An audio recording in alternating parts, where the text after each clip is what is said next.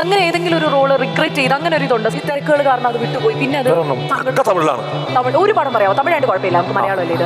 ബാലയുടെ പടം ഞാൻ കടവും നാൻ കടവുൾ ആര്യക്ക് നാഷണൽ അവാർഡ് നേടിക്കൊടുത്ത പടം. അതിൽ വില്ലൻ അതിൽ വില്ലനായിട്ടോ? അയ്യോ.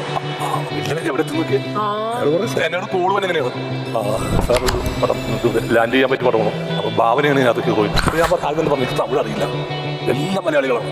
ഇത് സ്ക്രിപ്റ്റ് എഴുതുന്ന സ്ക്രിപ്റ്റ് ആളാണ് ഇതിലേ. പിന്നെ പുള്ളി ലീലുണ്ട്, ഭാവനയാണ് ഹീറോയിൻ. അയാൾ പകുതി മലയാളിയാണ്. അങ്ങനെയൊക്കെ പറഞ്ഞപ്പോൾ ഞാൻ പറഞ്ഞു ഓക്കെ ചെയ്യാൻ പറ്റുന്നത്. അപ്പോൾ ഞാൻ ഒരുപാട് പേര് പ്രാവശ്യം ചോദിച്ചുകൂടാ ഏത് ചെയ്യാം. അങ്ങനെ ഓക്കെ പറഞ്ഞു, ഡേറ്റൊക്കെ എനിക്ക് അയച്ചു തന്നു.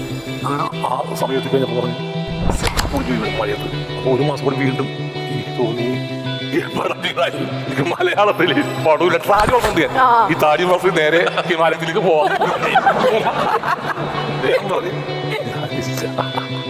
അതുകൊണ്ട് അങ്ങനെ വിട്ടത്.